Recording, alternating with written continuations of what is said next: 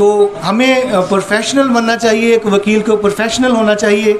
और इसी टॉपिक के ऊपर जो है वो हमारा आज का लेक्चर है। और हमारे जो लेक्चरर हैं, हमारे सीनियर हैं साहबजादा मियाँ मोहम्मद अशरफ आसमी साहब, ये किसी तारफ़ के मोहताज नहीं हैं। इनकी बेशुमार जजमेंट्स मौजूद हैं। और जो लाहौर ITO कोर्ट की हमारी लीगल ह्यूमन राइट्स कमेटी, उसके चेयरमैन भी हैं। और मैं ये गुजारिश करूं कि इन्होंने जनाब ने LLM भी किया हुआ है, MPhil भी हैं जनाब, LLB तो किया हुआ है, ज़ाहिर वकील हैं, MBA finance, MS economics, MS education और डिप्लोमा इन इस्लामिक लॉ। इसके अलावा ये मुख्तलिफ TV चैनल्स के ऊपर सर जो है वो बाकायदा जो है वो अपना प्रोग्राम लीगल जो है वो करते रहे, लीगल राय, ओपिनियन, सजेशंस देते रहे हैं। और हज़ारों की तादाद में YouTube के ऊपर सर के जो इनका अपना जो चैनल है वहाँ पे इनके लेक्चर्स मौजूद हैं। और अगर हम न्यूज़पेपर की बात की जाए तो बेशुमार जो है कॉलम्स जो है वो सर ने वहाँ पे लिखे हुए हैं। तो हमारी खुशकिस्मती क्या सर हमारे दरमियान मौजूद हैं, हमें जो है वो लेक्चर डिलीवर करेंगे। और मैं ये गुजारिश करूँगा, मैं ये बताने में बड़ी खुशी महसूस करता हूँ कि हमारे जितने भी यहाँ पे लेक्चरर आ रहे हैं, प्रेजेंटर आ रहे हैं यहाँ पे, हमें यहाँ पे टाइम दे रहे हैं, वो बाहर से और हमसे एक सिंगल पैनी भी चार्ज नहीं कर रहे। वो अपनी जो हमारी कम्युनिटी है उसके लिए बस for the sake of community, for the sake of God, और इसके लिए जो वो आ रहे हैं। और हम भी कैबिनेट मेंबर जो हमारे दोस्त भी हैं, ख़ास तौर पे हम फ्रंट में हैं जनाब प्रोफेसर अतीक अहमद खान साहब, बहुत बड़ा रोल है इनका इन सारे मामलात के अंदर। अल्लाह ताला इनको मज़ीद इस्तिकामत अता फरमाए। ठीक है, इन्होंने ये काम किया है। और मैं जो है बिला ताख़ीर दावत दूंगा साहबजादा मियाँ मोहम्मद अशरफ आसमी साहब को, चूँकि हमारे सीनियर हैं। तो मैं चाहूँगा तमाम दोस्त जो है वो वेलकम करें क्लैपिंग के साथ जो है आसमी साहब का। और हमें जो है वो लीगल एथिक्स के ऊपर जो बताएं कि हम किस रास्ते पे चलें तो हम बेहतर अंदाज में जो है वो प्रोफेशनल वकील बन सकते हैं।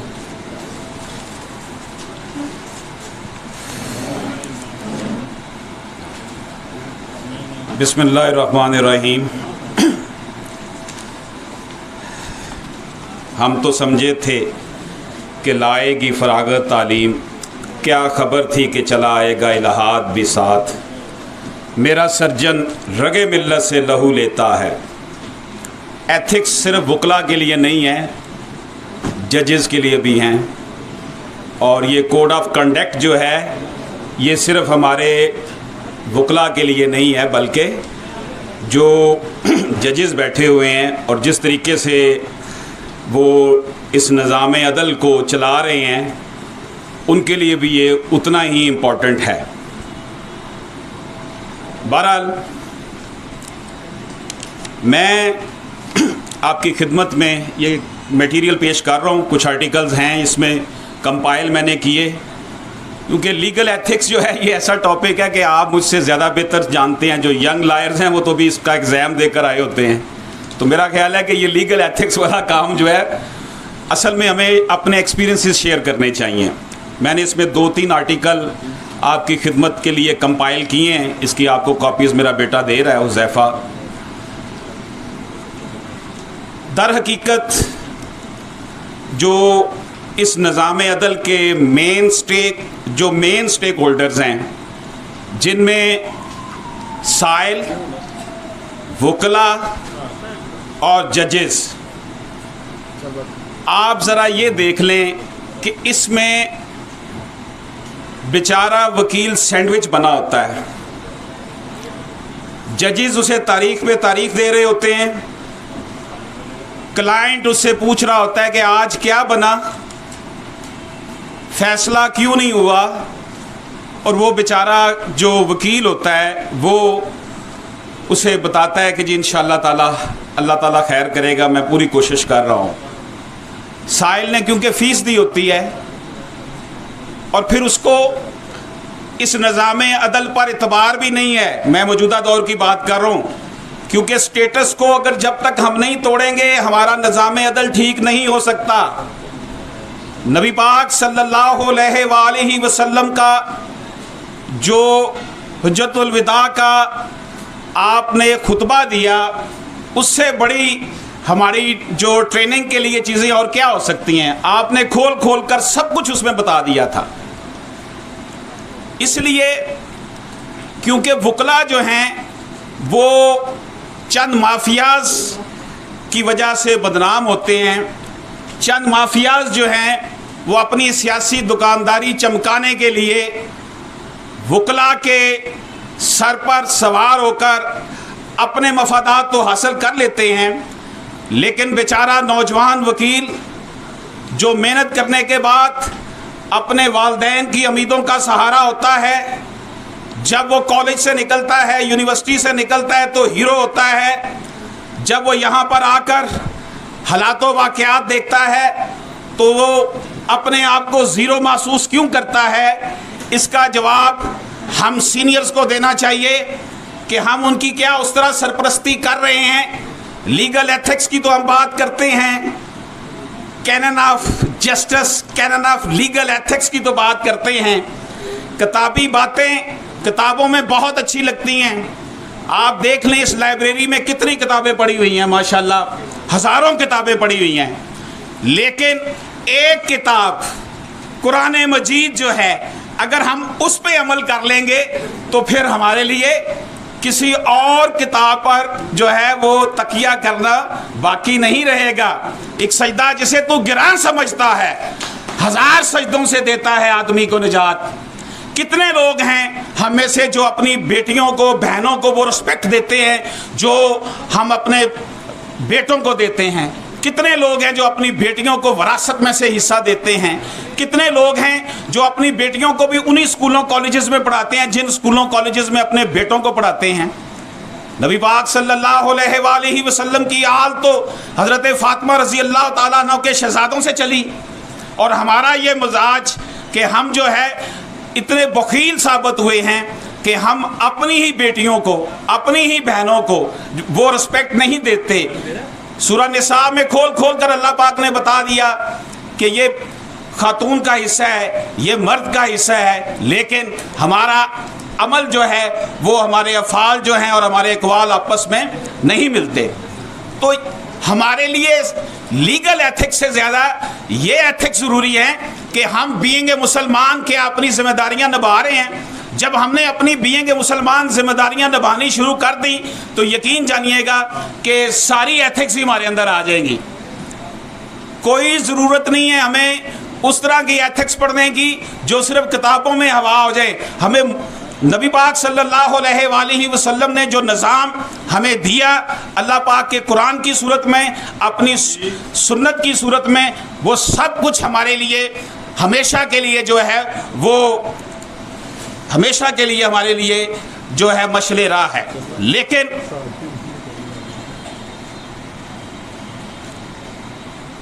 सर प्लीज़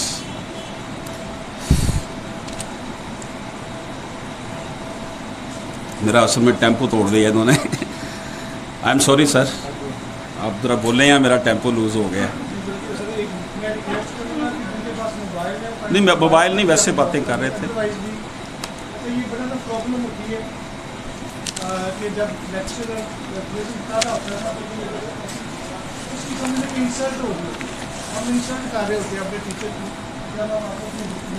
हमने मॉडरेट बनना है, तो क्या मॉडरेट सिर्फ वकील ने बनना है, जज ने मॉडरेट नहीं बनना? आप जाकर सिविल कोर्ट्स में देख लें, छोटी कोर्ट्स में देख लें, मतहत अदलिया में देख लें कि सुबह सुबह हाज़िरी लगती है, जजेस तशरीफ़ लाते हैं, 2 घंटे के बाद पता चलता है वो सीनियर साहब के पास चले गए हैं। वही बात जो ब्यूरोक्रेसी में थी कि साहब मीटिंग में हैं, वो हमें यहाँ देखने में मिलती है या नहीं मिलती? मैं यहाँ पर क्रिटिसाइज किसी को नहीं कर रहा, मैं यहाँ पर ये बात कर रहा हूँ कि लीगल एथिक्स जो अगर हमारे लिए हैं और पाकिस्तान बार काउंसिल का जो कंडक्ट है, लीगल प्रैक्टिशनर एक्ट जो है वो हमारे लिए है, तो जो मेन स्टेक होल्डर्स हैं इस लीगल सिस्टम के, जजेस, वकला और जो साइलीन हैं, क्या उन्होंने इसका जो है वो ख्याल नहीं रखना? साइल को तो छोड़ दें, वो तो बेचारा ज़रूरतमंद है, ज़रूरतमंद तो दीवाना होता है, उसे तो हर हाल में अपना रिजल्ट जो है वो चाहिए होता है। लेकिन आप ये देख लें कि वो इतने ज़्यादा केसेस, 150-200 केसेस डेली उनके पास लगे होते हैं। इतनी ज़्यादा केसेस की भरमार की वजह से उन्होंने जिन केसेस का फैसला करना होता है वो भी नहीं वो कर पाते। इसलिए हुकूमत को चाहिए कि अपनी जो इतनी लंबी चौड़ी एडवर्टीजमेंट पे वो अरबों रुपया खरबों रुपया लगाते हैं, हमारे यहाँ अदालती निज़ाम को बेहतर बनाने के लिए जजेस की तादाद बढ़ाई जाए। इस वक्त जो जजेस काम कर रहे हैं उसके मुकाबले में कम से कम 4 गुना मज़ीद जजेस होने चाहिए। हमारे नौजवान वकला जो हैं माशाल्लाह मेहनती भी हैं और बड़े डेडिकेटेड भी हैं, और जिस दौर में ये हमारे नौजवान नस्ल परवान चढ़ रही है इनका एक्सपोजर हमसे बहुत बेहतर है। इसलिए हमें इनसे सीखना चाहिए। हम ये तो कहते हैं कि तुम सीनियर्स का एहतराम करो, सीनियर की इज्जत करो, लेकिन हमें यह भी देखना होगा कि अगर हमारा जूनियर कोई केस लेकर आ गया है तो उसमें से उसको भी कुछ दे दें, उसको वैसे भी उसकी जो है ना वो दिलजोई करें कि वो प्रोफेशन छोड़कर भाग ना बेचारा जाए। मैंने बहुत से लोगों को देखा है 5-6 साल बाद डिसहार्ट हो जाते हैं, जिनके वालिदैन जजेस वकला हैं या जजेस हैं, चचा वकील है, वो तो सरवाइव कर जाते हैं। लेकिन आम नौजवान जो जिसके फैमिली में पहले इस प्रोफेशन से लोग नहीं होते, उसको बहुत मुश्किलात का सामना करना पड़ता है। वो हीरो बनकर निकलने वाला यूनिवर्सिटी से नौजवान ज़ीरो क्यों महसूस करने लगता है? इधर से भी उसको परेशानियाँ, उधर से भी परेशानियाँ और फाइनेंशियल प्रॉब्लम्स भी। मैं मुबारकबाद देता हूँ हमारी इस कैबिनेट को, जनाब प्रोफेसर अतीक अहमद खान साहब को, कि इन्होंने इस साल कुछ स्टाइपेंड का भी अरेंज किया यंग लॉयर्स के लिए। बेशक बहुत थोड़ा सही, ये आगाज़ है। आगाज़ में इस तरह का जो सिलसिला है, कम से कम सिलसिला शुरू तो स्कॉलरशिप दिया जाए। बस इसमें यह है कि किसी की इज़्ज़त नफ्स जो है वो मजरूह ना होने पाए।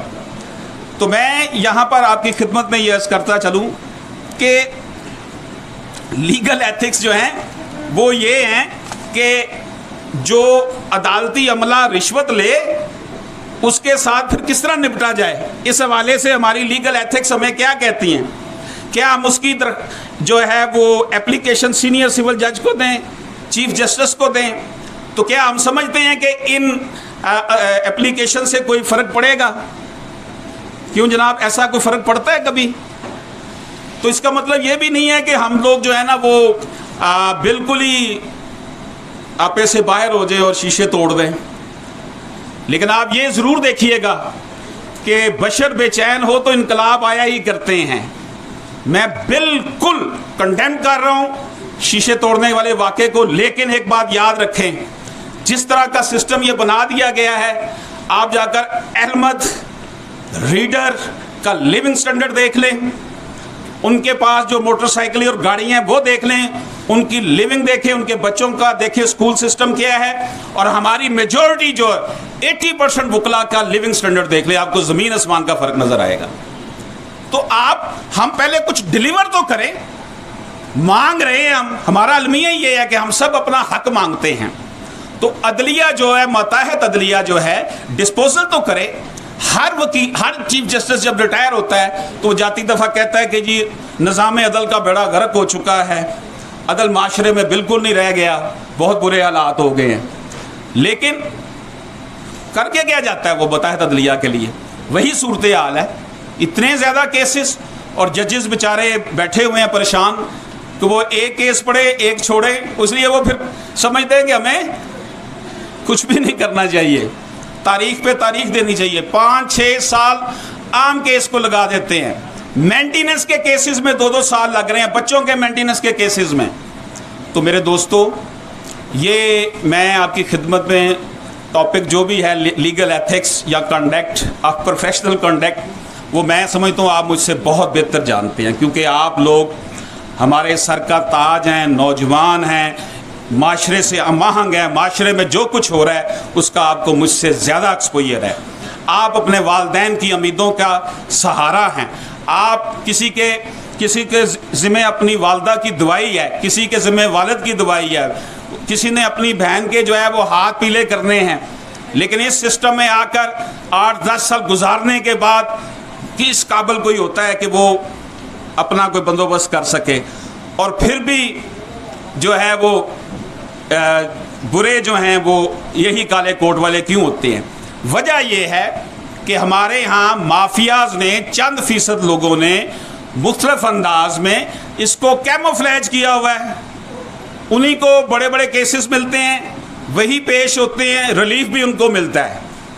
ये बातें मैं ऑन फ्लोर कह रहा हूँ, इस मामले में मुझे कोई नहीं है, मैंने अपने रब को जान देनी है, मैंने यहाँ अपने जो मैं समझता हूँ वो मैं कह रहा हूँ। तो अगर हम अब देख लें, एक जो कंपनीज के लिए एक लीगल एडवाइज़र की शर्त है, अगर हर कंपनी के पास एक एक लीगल एडवाइज़र लाजमी आ जाए तो फिर सबको रोज़गार मिल जाएगा ना। यहाँ पर जो सीनियर्स लोग हैं, बड़े चैम्बर्स हैं, उनके पास 100 जो है ना एडवाइजरियाँ हैं। फिर हम तकाजा करते हैं कि प्रोफेशनल कंडक्ट होना चाहिए। पहले पेट में रोटी होगी तो फिर प्रोफेशनल कंडक्ट की बात होगी ना। तो गुफ्तन, नशिस्तन, बर्खास्तन के साथ निज़ाम नहीं चल सकता। ये बोसीदा निज़ाम होता चला जा रहा है, लोगों का एतबार अदालती निज़ाम से उठता चला जा रहा है। लोग हमें देखकर डरते हैं कि यार इसको केस दिया तो ये हमें कहीं बेच ना जाए। मैं आपस में बात कर रहा हूँ, अपनी बात कर रहा हूँ, आप लोगों की नहीं कर रहा हूँ। कहते पता नहीं है सानू किसी और ना मिल जाए। वजह क्या है? वजह यह है कि सारे वकला ऐसे नहीं हैं, लेकिन कुछ लोगों ने इतना वो कैमोफ्लेज किया हुआ है कि वो प्रोफेशनल कंडक्ट जिसकी हमें तालीम दी जाती है उसके ऊपर वो खुद अमल नहीं करते। तो जनाब, यहाँ पर मैं आपको ये अर्ज़ करूँ कि हमें अपने सीनियर्स का भी एहतराम है, जूनियर से भी मोहब्बत है, लेकिन जिन माशरों में समाजी और माशी इंसाफ नहीं हुआ करता वहाँ पर आप ज़बानी जमा तफरीक से एक सिस्टम को ज़्यादा अरसे तक नहीं प्रोलांग कर सकते। ये कोई लॉलीपॉप नहीं है लीगल एथिक्स कि जनाब हमने लीगल एथिक्स का पेपर पढ़ के तो हम पास हुए थे LLB में। असल चीज़ है इसे हमने अपने ऊपर नाफज करना है। वो कैसे नाफज करें? यतीमों को नहीं पाला, हवारी पाल रखे हैं। अमीरे शहर ने कुत्ते शिकारी पाल रखे हैं। बात हक की है। सबके पास जब तक समाजी और माशी निज़ाम दुरुस्त नहीं होगा, सबको रोज़गार मुयस्सर नहीं होगा। अब देखें, एक बंदा 17 साल तालीम हासिल करने के बाद भी अगर उसको अपॉर्चुनिटीज़ नहीं मिल रही, लायर को बेचारे को, तो आप उससे किस तरह के कंडक्ट की रखते हैं? आप वो जाएगा जब अदालत में देखेगा एलमत का सलूक, वो देखेगा रीडर का सलूक। आप यहाँ से बैलफ को भेजें, वो जाके वहाँ फ़ोन करेगा जितने पैसे देंगे तो मैं आपका काम करूँगा, वरना मैं वापस आ रहा हूँ। Where is justice in lawyer judiciary? तो दोस्तों, इसलिए सिर्फ और सिर्फ लीगल एथिक्स जो है वो हमने प्यार मोहब्बत नहीं करना, दूसरी तरफ से भी प्यार मोहब्बत होना चाहिए, दूसरी तरफ से भी कंड्यूसिव एनवायरनमेंट क्रिएट करना चाहिए। हमारी जिम्मेदारी, हम इसलिए जल्दी एक्सपोज हो जाते हैं कि सब कुछ सामने होता है और वो जो खुद जो मर्जी करते रहें उनकी तरफ कोई उंगली उठा के नहीं देखता। वो कहते हैं ना कि हम दुआ लिखते रहे, वो दगा पढ़ते रहे, एक नुक्ते ने हमको महरम से मुजरम कर दिया। तो इन हालात में ज़रूरत इस अमर की है कि हमें नबी पाक सल्लल्लाहु अलैहि वसल्लम की तालीमात की तरफ रजू करना होगा। सिर्फ हमने ज़बानी कलामी मुसलमान नहीं बनना, अपनी ज़ात के ऊपर इम्प्लीमेंटेशन करनी है। खुतबा हुज्जतुल विदा जो इंसानी हकूक़ का बहुत बड़ा चार्टर है, जिसमें खुद एहतसाबी की बात की गई है, उफ़ो दरगुज़र की बात की गई है और औरतों के हकूक़ की बात की गई है, विरासत की बात की गई है। हमें जब हम अपने गिरदो पेश के साथ अगर हम अपने बेटे बेटी बहन भाई वालदैन दोस्तों के साथ अच्छा कंडक्ट करना शुरू कर देंगे ना, तो फिर हमें लीगल एथिक्स जो है ना वो पढ़ने की ज़रूरत नहीं होगी। लीगल एथिक्स तो हमें जो है वो हमने कुरान मजीद में या नमाज में हमें सब कुछ पहले ही हमने सीखा हुआ है। असल चीज़ है कि एनवायरनमेंट देखें, एक शख्स आपको पत्थर मार रहा है तो क्या लीगल एथिक्स ये है कि आप खामोशी से उसके पत्थर खाते रहें? इसका मतलब ये नहीं है कि हम भी उसका पत्थर का पत्थर से जवाब दें, लेकिन स्टेटस को तोड़कर अगर हम नौजवान वकला से चाहते हैं कि वो हमारी रिस्पेक्ट करें सीनियर्स की, तो हमें ये भी चाहिए कि नौजवान लायर्स को कंड्यूसिव इन्वायरमेंट दें, उनके मामलात को देखें कि उन्हें कहाँ कहाँ से परेशानी आ रही है। और जो साइलीन हैं उन्होंने तो पूछना ही वकील साहब को होता है, जज को तो जाकर उन्होंने कहना नहीं है कि जनाब हमारे केस का फैसला जल्दी करो। तो वकील ने एक अपने साइल को जवाब देना है, एक अपने रब को जवाब देना है, और जज साहब जो है वो कहेंगे जी मेरे पास तो केसेस ही बहुत है, मैं कैसे इतनी जल्दी डिस्पोजल करूं। तो इस पूरे सिस्टम को चेंज करने की ज़रूरत है। जजेस की तादाद बढ़ाई जाए, बिल्डिंग्स बड़ी हों हमारे पास जहां पर अमला बड़े आराम से अपना काम कर सके। जजेस के पास अमला बहुत ज़्यादा होना चाहिए उनके पास। अब देखें एक स्टेनो चला जाता है, 10-10 दिन के जो फैसले नहीं लिखे जाते। अब वहाँ पर आप बताएं हमारी लीगल एथिक्स कहाँ करेगी कि हम जाएं उसे प्यार करके गए सर केस नहीं लिखा गया, कोई बात नहीं, आपका स्टेनो छुट्टी पर है, हम फिर आ जाएंगे। मसला ये है कि फ्रंट लाइन पर तो खड़ा है वकील, तो उसको तो वही एथिक्स जो है उसके लिए होंगी कि उसको उधर से भी रिस्पांस, देखें ये ड्यूअल है, अगर उधर से कुछ हो रहा है तो हमने उसका रिस्पांस फिर देना है। तो इंशाअल्लाह ताला अगर हम अपने आप को नबी पाक सल्लल्लाहु अलैहि वसल्लम की सुन्नत के मुताबिक कि हमने छोटों से मोहब्बत करनी है, बड़ों का एहतराम करना है, रिज़्क़ हलाल कमाना है, और जो हदूद क़यूद इस्लाम ने हमारे लिए मुतय्यन कर दी हैं, अगर उस पर हम अमल पैरा होते हैं तो सारी लीगल एथिक्स उसके अंदर आ जाती हैं, हर तरह की एथिक्स आ जाएगी। और मैं ये समझता हूँ अपने इस फोरम के थ्रू, जिसके लिए मैं शुक्रगुज़ार हूँ जनाब प्रोफेसर अतीक अहमद साहब का, राना साहब का, कि उन्होंने मुझे ये फ़ोरम दिया, इस फोरम पे खड़ा किया, कि हम इस फोरम के थ्रू ये अर्ज़ करना चाहते हैं अपनी आला अदलिया से कि खुदारा मतहत अदलिया की तरफ नज़र दोहराएँ। वहाँ उनके पास अमला कम है, उनके पास सहूलतें बहुत कम हैं, केसेस बहुत ज़्यादा हैं। हमारे पास नौजवान वकला बहुत हैं जो सिविल जज बन सकते हैं। 4-5 गुना सिविल जजेस की तादाद बढ़ाई जाए, डिस्पोजल ज़्यादा की जाए। नौजवान वकला के लिए जो है वो स्कॉलरशिप का हुकूमती सतह पर जो है वो इंतज़ाम होना चाहिए। अगर 6 लाख 7 लाख रुपए की सीडी खरीदी जा सकती है, LCD खरीदी जा सकती है, तो एक नौजवान वकील को 25-30 हज़ार रुपये माहाना देने के लिए भी हुकूमत के पास फ़ंड होने चाहिए। और ये बहुत बड़ा मामला है। हमारा अलमिया ये है कि हुक्मरान अशराफिया ने यरगमाल बना रखा है हमारी 96-97% पॉपुलेशन को, और वो ऊपर बैठकर जो फैसले करते हैं अवाम बेचारी जो है उसके अंदर जो है ना वो उसको भुगतना पड़ते हैं। आप देख लें अमीर तर, गरीब तर, सोशल स्ट्रक्चर देख लें, हमारा समाजी और माशी निज़ाम देख लें, इसी से फिर मसाइल पड़ते हैं। इसलिए जो आपकी खिदमत में गुजारिशात मैंने करने की कोशिश की हैं, इसमें 2 आर्टिकल मैंने आपकी खिदमत में पेश किए, आप इसे देखिएगा, इंशाअल्लाह ताला ज़रूर आप इससे इस्तिफ़ादा करेंगे। और मेरा इसमें मोबाइल नंबर भी है, व्हाट्सएप नंबर भी है, इस पर मुझे फ़ीडबैक दीजिएगा। और इसके साथ साथ देखें तकरीरों से मामलात नहीं चला करते जब तक मटीरियलाइज कोई चीज़ ना हो, तो इसलिए हमें अमली कदम उठाने चाहिए। इस हवाले से हमारी ये कैबिनेट बड़ी जो है मुबारकबाद की मुस्तहिक है कि हमारी इस कैबिनेट ने जो है वो कंक्रीट काम किए हैं। और प्रोफेसर अतीक अहमद ख़ान साहब का मैं तहे दिल से शुक्रगुज़ार हूँ, राना अमजद साहब का तहे दिल से शुक्रगुज़ार हूँ कि उन्होंने मुझे इस काबिल समझा कि मुझे भी अपने जज्बात का इजहार करना है। लेक्चर मैंने क्या देना, लेक्चर हम हर वकील, एक वकील से अच्छा ह्यूमन राइट्स एक्टिविस्ट कोई नहीं हो सकता, एक वकील से अच्छा बोलने वाला और कौन हो सकता है। मैं तो सिर्फ आपको अपना हाल दिल सुना रहा हूँ कि स्टेटस को तोड़ना होगा।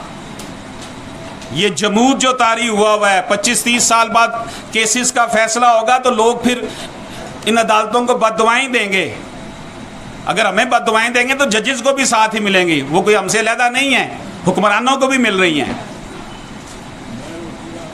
मैंने आवाज़ उठाई तो है जुल्म के खिलाफ, तशद्दुद के खिलाफ, लेकिन आवाज़ तो आवाज़ है और बेमैनी है एक दस्ते हकारा के बगैर।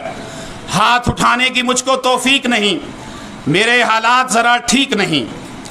ऐ मेरी दुल्हने आज़ादी अफ़कारो शऊर, तेरे होंठों पे मैं भाले से लगाता सुर्खी, नोकनेजा से उठाता तेरा घूंघट, लेकिन अपने बूटों पे जमी धूल से तेरी पलकों को सवारूं, लेकिन मेरे अफ़ाल में अक़वाल की तस्दीक नहीं, मेरे हालात ज़रा ठीक नहीं, मेरे हालात ज़रा ठीक नहीं तो फिर क्या है, हाथ उठाने की जो मुझको तौफीक नहीं तो फिर क्या है।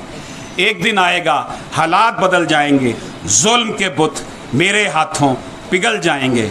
अल्लाह पाक हम सब का हामी और नासिर हो।